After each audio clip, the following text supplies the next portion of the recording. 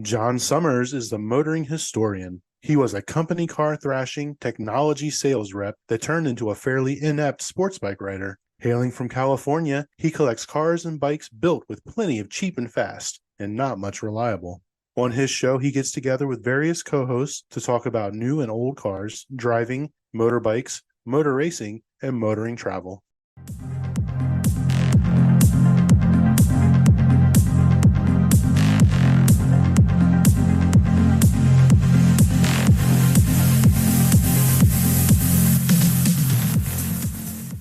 Good day, good morning, good afternoon. It's John Summers. Welcome to the Motoring Historian. So this episode is devoted to the Lucid Gravity. I went to the launch at the plant down in Newark in the East Bay of San Francisco Bay Area. Yes, I did, Arthur. Yeah, I went down there and I looked at it. Yeah, and I've not walked the dog before I tried to record this. So, of course, I'm being interrupted by my canine companion here always.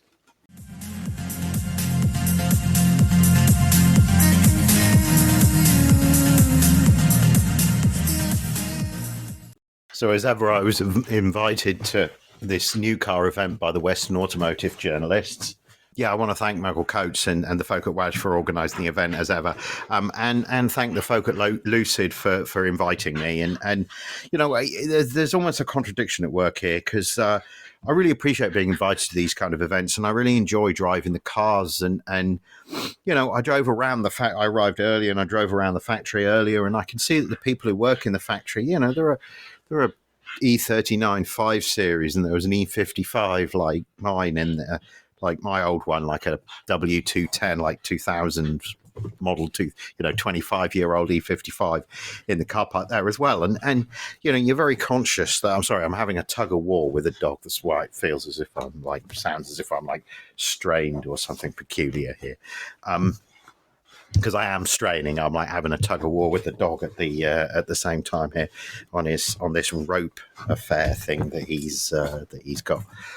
Yeah, so I'm very grateful to go down there and look at what they have, and I can tell that the engineers and the people there, they're like car people.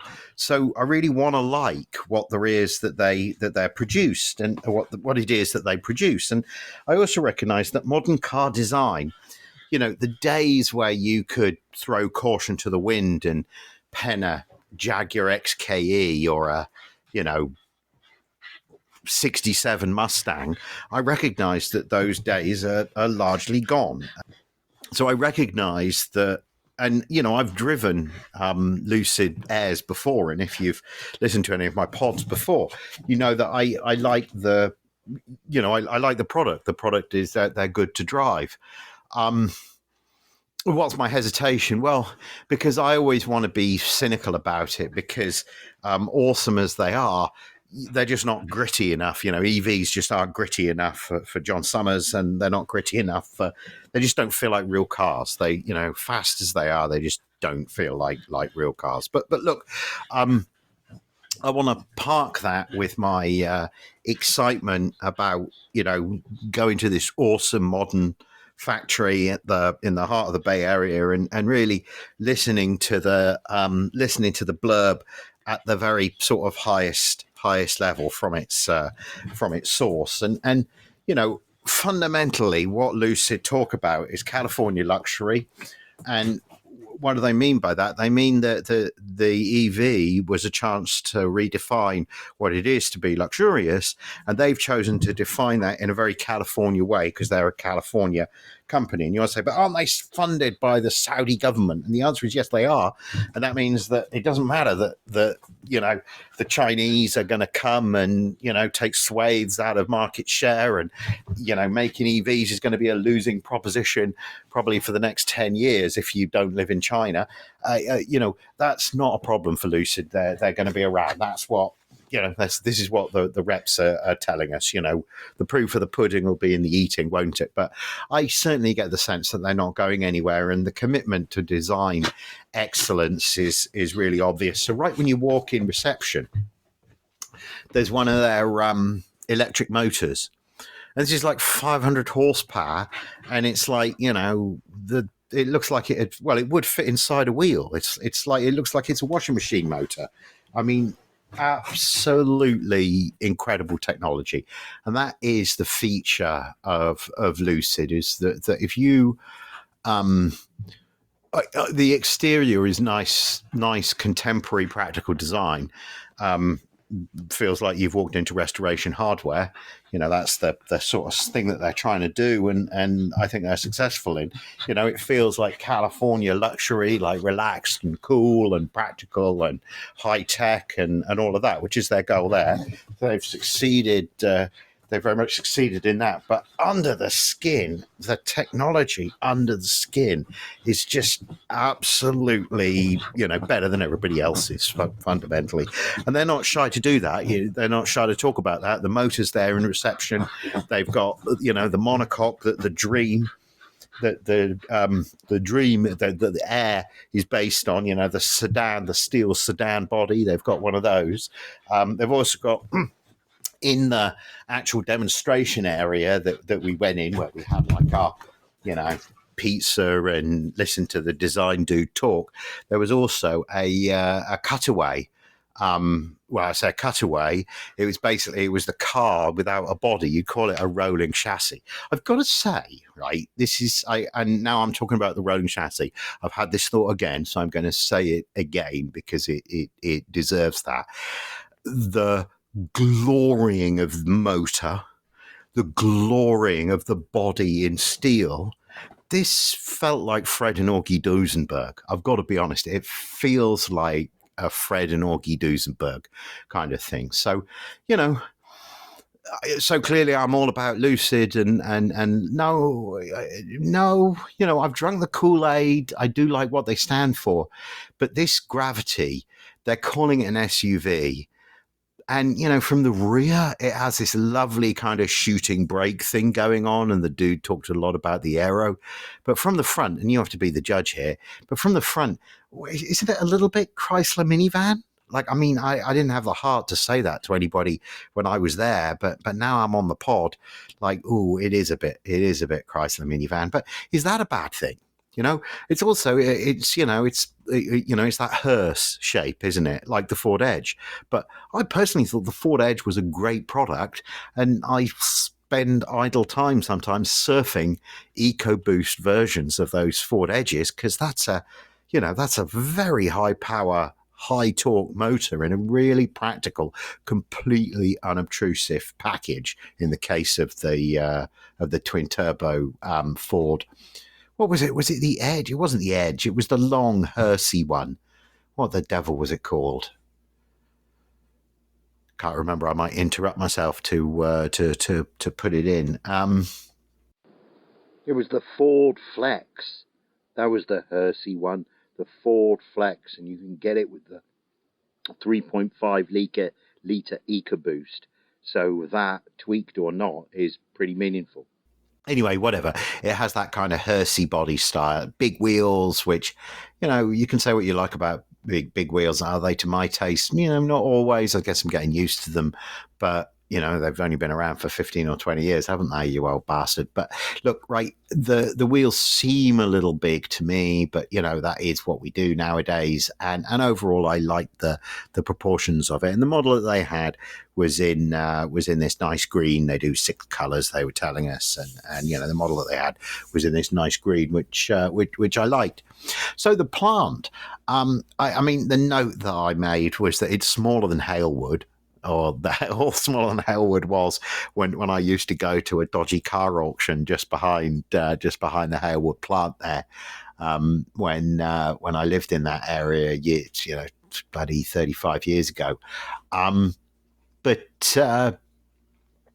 But look, right, feels more like a tech campus than a car factory. Maybe they don't make the cars there. Maybe that's just the design thing. But it feels like it's a tech campus. And if you know the Bay Area at all, it's in Newark, which is the East Bay, and it's right off the end of the Dumbarton Bridge. So there's a number of bridges across the bay, the sort of the Golden Gate up at the top going north-south, and then going east out of San Francisco, the Bay Bridge, And then there's the Richmond, and then there's the San Mateo Bridge, and then the next one down there is the Dumbarton Bridge, and that's the one that Newark are right by. So it's yeah, it's like, industrial estatey, nicey industrial estatey, but yawn, basically characterless yawn.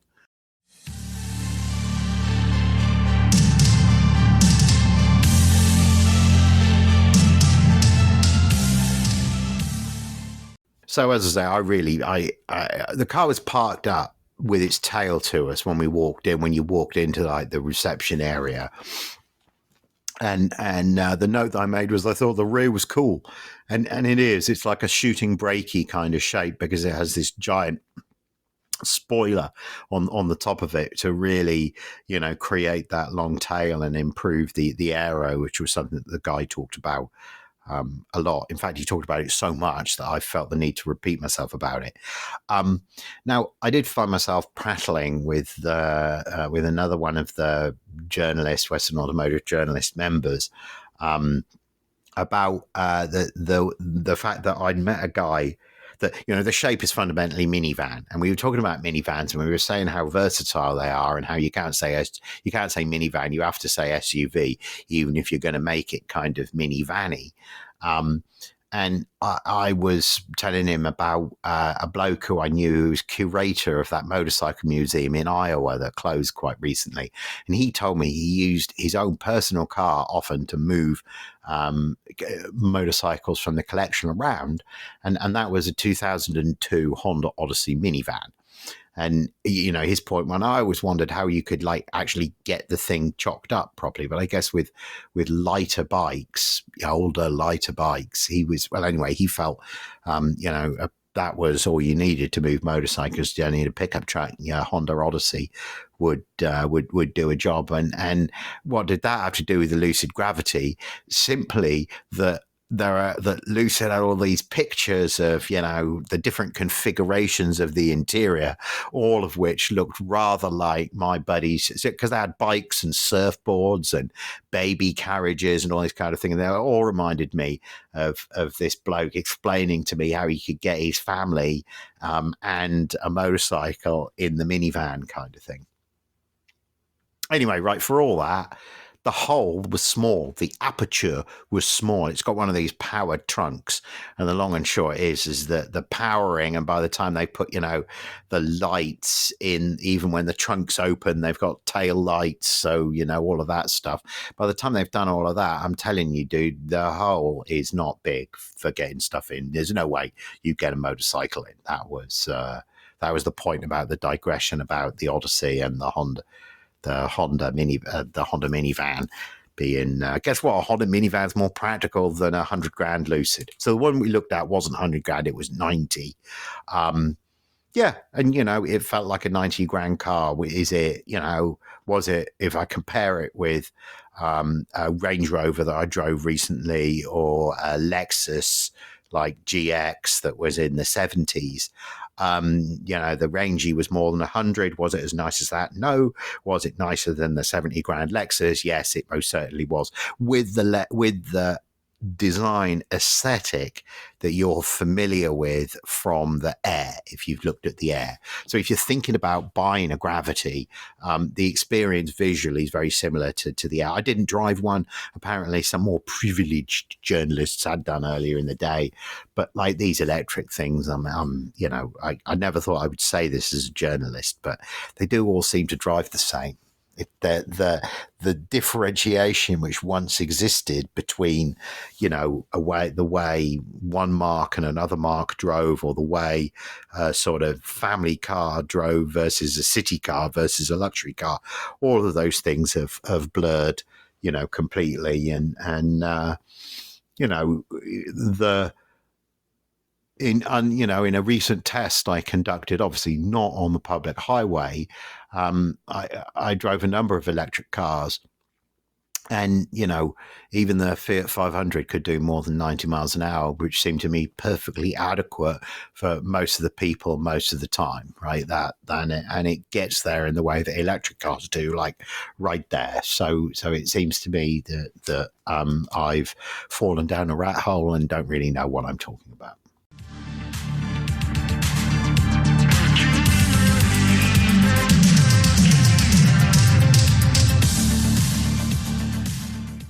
Yeah, so whilst I like the rear, I do think the front is rather Chrysler Pacifica, and I may even include pictures to do like a comparison or whatever Chrysler are calling their minivan at the moment. I also drove a Kia Carnival, is it the Kia minivan recently, and that had similar kind of like big wheel, high nose frontage. So, Now, you may remember, and this probably got lost in a pod that I did some time ago, and I can't even remember the name of the maker that did this, but there was some EV maker who were talking about how the car that they were doing was going to be everything. It was going to be like supercar performance, as well as, minivan space, as well as Mercedes S-Class luxury. It was going to be all of those things. And it's a bit like, guy, like, look, I just said that the performance of all cars are similar, right? So why doesn't everybody buy a Fiat 500? Well, because people don't like the image. Those people that buy F250s, Brodos or F250s, new F250s, do they really need the heavy duty towing and off-road capacity of an F250 versus an F150? No, they just need to be able to piss higher up the wall in the mall or the bar or the, I don't know, wherever those people go to peacock. They just need to peacock more effectively than, the other guy. That's the point of those kind of vehicles. So look, I get that.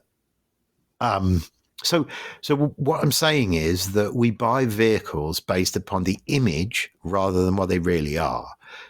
People buy a Lamborghini to say I'm successful in swaggering, not because they think what's the best way for me to do 150 miles an hour, or, it's a different thing. The 150 miles an hour is just a byproduct of the showiness and the statement of owning a Lamborghini.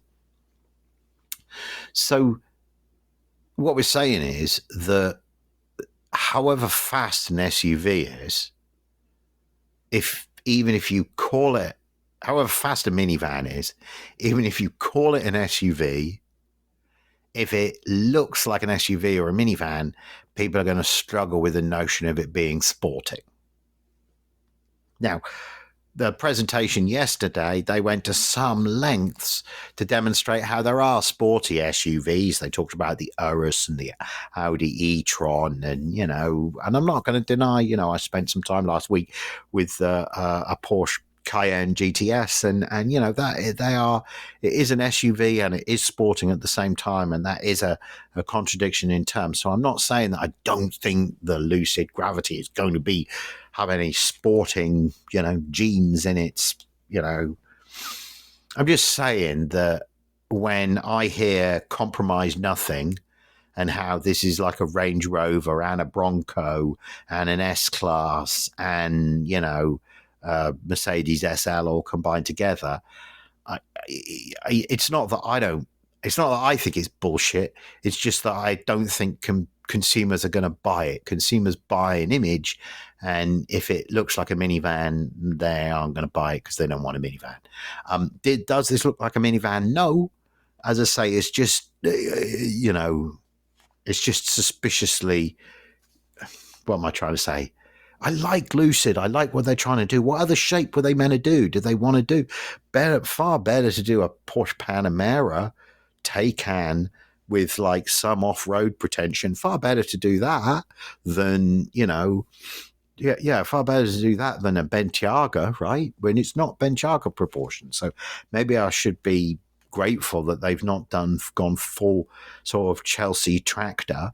But, you just the whole compromise nothing is just I struggle. I mean, it's marketing fluff, isn't it? And I'm old and cynical, and I'm never going to spend 90 grand on a electric anything, let alone a electric Lucid. So, and you're probably listening to this, try to make buying decisions, not worrying what my silly opinion is. So let me move on. You see, up to now, I'm not going to move on. I'm going to dwell on this because I'm just reading my notes here. Up to now, this is what they said in the presentation. Up to now, you had to compromise. The Suburban gave you space, but was bad to drive. The Urus was good to drive, but it couldn't tow, and it was no good for picking up your in-laws from the airport. The Gravity is the best of all of these. Now, he talked as well about how I've been sweating over the Aero, but I think I've said that about 3 times before, so maybe I need to edit myself here. So he described it as spacious and sporty. Normally these would be like, oxymoronic, but he's saying in this, not. Spacious and sporty, efficient and powerful, high-tech and human-centered. So is it all in the drop down? No, you've got some buttons and there's some nice wood, but it's still like high tech. Capable and sophisticated. Capable is like, the graphic was of a Bronco for that, it was like, capable means can actually go off road, the tech stuff, right? 40% more interior space than the equivalent like Mercedes EQS SUV.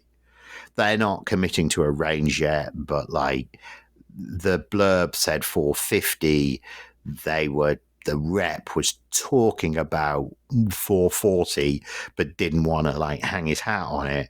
And what I actually wrote down was 400 miles plus, because that was the original like parameter. So look, they've done their like removal of range anxiety, and while where I was sitting, just like next to me, I'm going to add a photo of this. There was a photo of like the Wunderbox or something like that. I can't remember what it was called. Anyway, basically, this device allows you that if there's a power cut, you can draw electricity from the car's battery to the house.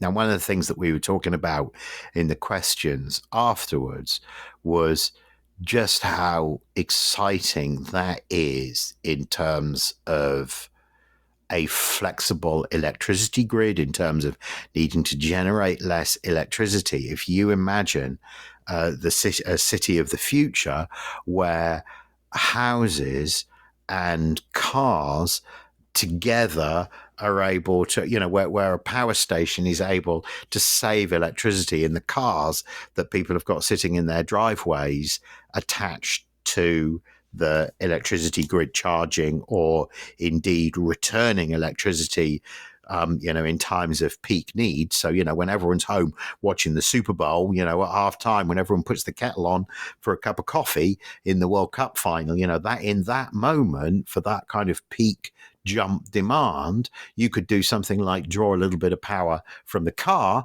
because everyone knows that you're not going to be going out and driving, and the car can be, that was the kind of utopian notion that they were developing. Obviously, I added in the bit about the cup of tea in the middle of halftime of the football and all of that, but you've got that. That was the sense of the kind of scenario they were going at. So look, 400-mile range, 15 minutes to charge 200 miles of range, which is 2 minutes faster than a Tesla Model X. And I know spiritually people aren't going to deal with the range anxiety, but like in the real world, if you are doing a road trip, if you can pull up to a gas station, and whilst the car's gassing up, everyone hops out, takes a piss, buys some food.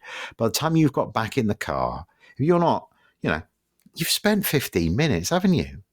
You've already, and that's given it another 200 miles. So, I feel like we're moving to a realm where people's range anxiety fears are not valid. And I say that as for now, obviously in place, there has to be a charging infrastructure there. It's no good, trying to drive from London to Manchester, London to Edinburgh, in a on a holiday when there's going to be loads of other people in line at the chargers kind of thing. I'm just saying that the technology, it really feels like the technology is getting there. And in terms of, the territorial pissing between manufacturers, that 15 minutes to add 200 miles of range is 2 minutes faster than Tesla Model X is able to do.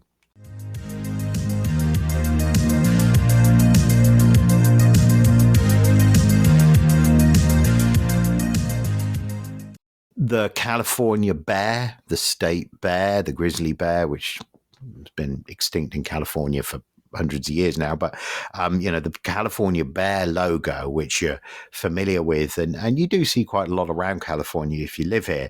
The bear logo appears in 13 places or something, they said, around the car. The bear was a sort of lodestone for them in terms of positioning the branding. So is it their logo? No, that's the company's name, but it's a sort of, because within the bear, we symbolize California, and within California we have sustainability, we have evolution, we have art, we have some other stuff that I wrote down there, whatever, all this touchy-feely stuff about California, which they use to inform the design. But there is a hard element to this, right? And the hard element is simply that when you drive a BMW or a Mercedes or an Audi, they feel a certain way.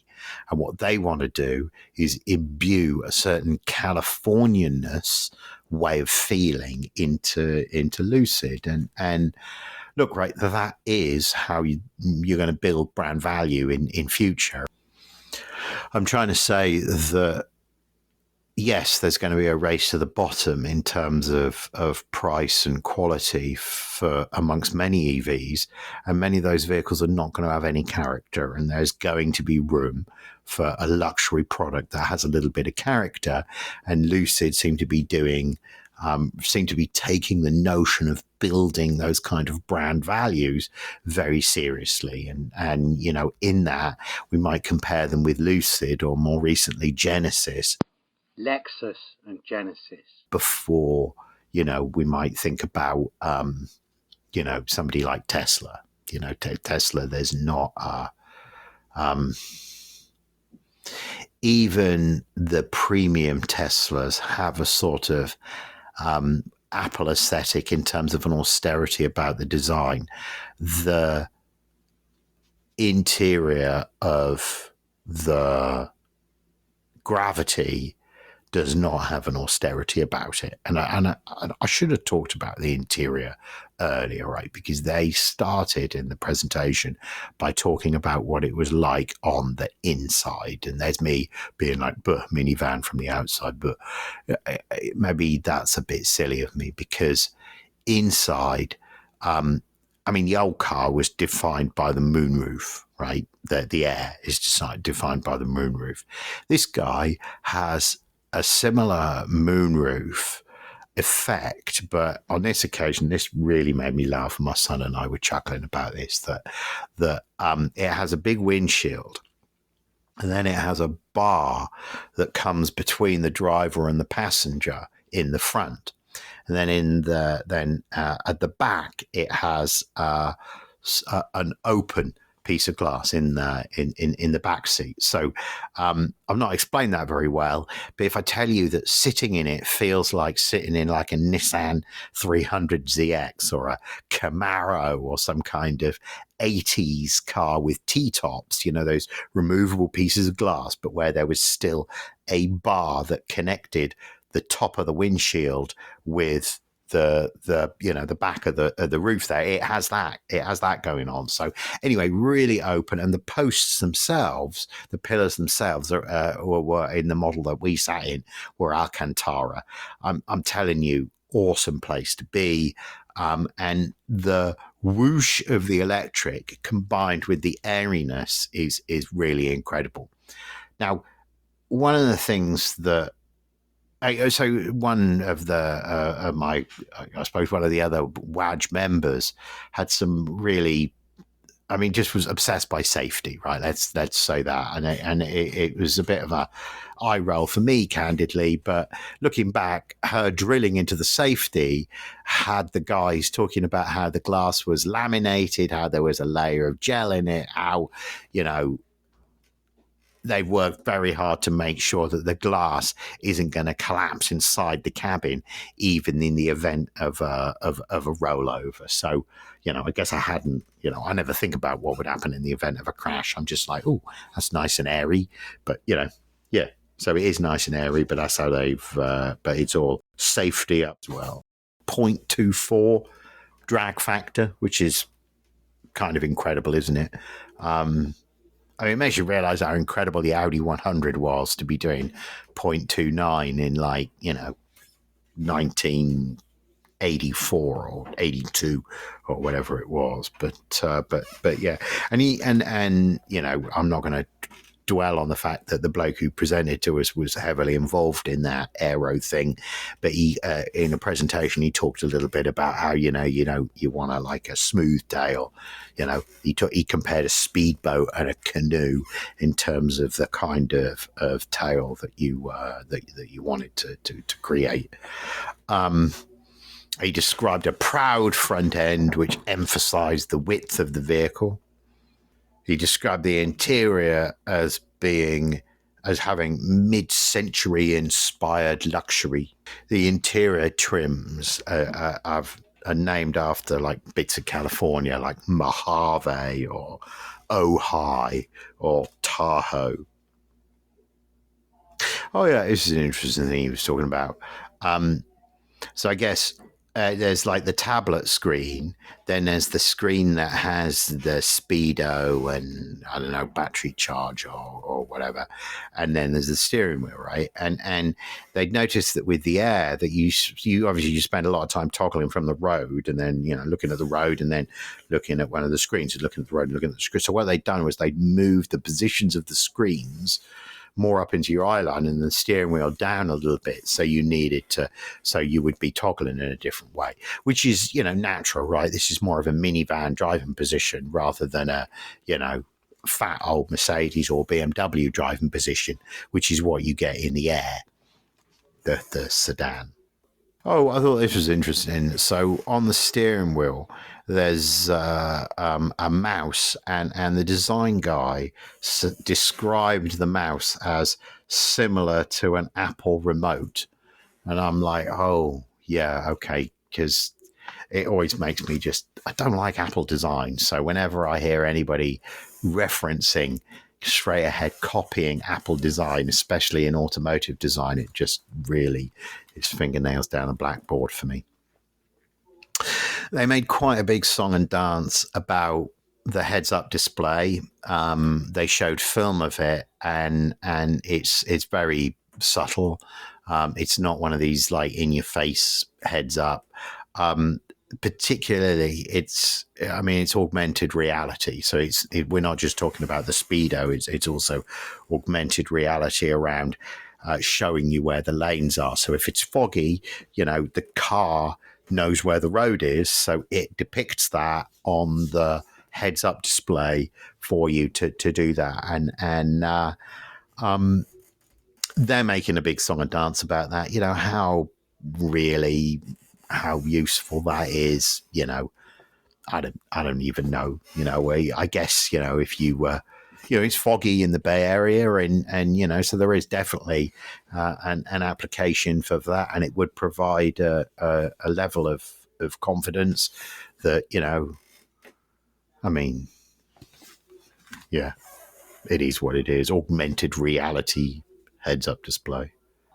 At that user AI that automotive user interface conference I went to, I did the keynote for a couple of months ago.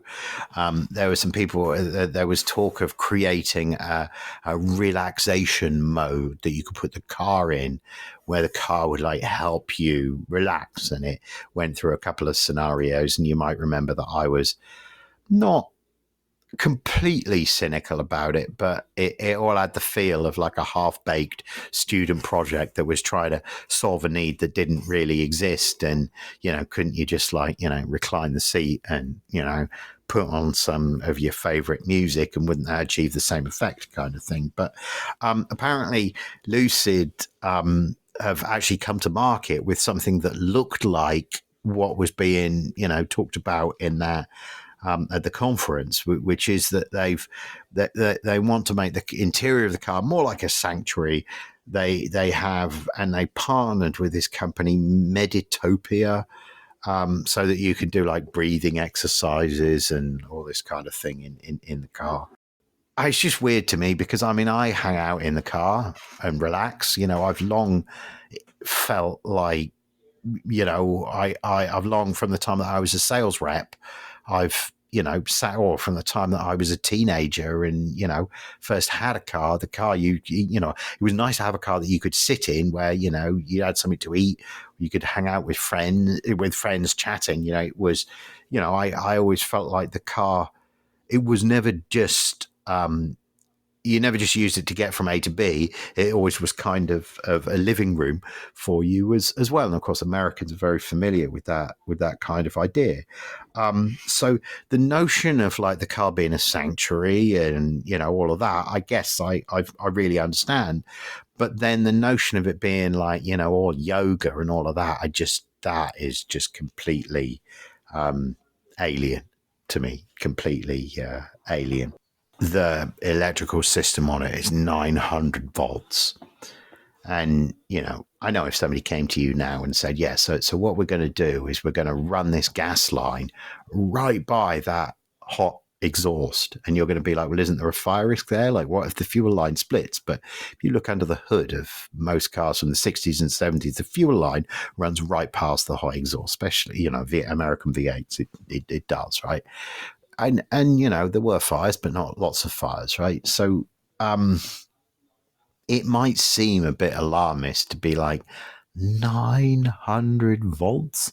Aren't people going to get like electrocuted and die? Aren't there going to be terrible fires like as these things get old? And we're coming on the back of an accident in California, where some teenagers wrecked a Tesla Cybertruck. If you look at all the news reports, it's like, the Cybertruck's like off the side, fucking 20 feet from the sidewalk, halfway up a tree, caught on fire. 3 of them are dead. And it's like, speed could have been a factor. Like, yeah, speed wasn't a factor. Extreme weight and 650 foot-pounds of torque combined with being a teenager, those were the factor, right? But the bottom line is that that's the other Duesenberg element, right? Is that instead of doing it in a practical, simple way, nothing succeeds like excess. 900 volts. Terrain mode, so it has like a terrain off-road mode. It has like a camp mode, and in the camp mode, it like plays mood music. I don't know. Like, isn't part of the point of camping that you get away from the car and the tech, and you don't need some AI like playing soft music in the background? I don't know. Really peculiar to me. So that was my sum up on the Lucid Gravity. Thanks for listening. I dare say it wasn't as informative as you were hoping. Maybe I'll give an update if I ever actually drive one. Thank you, Drive Through.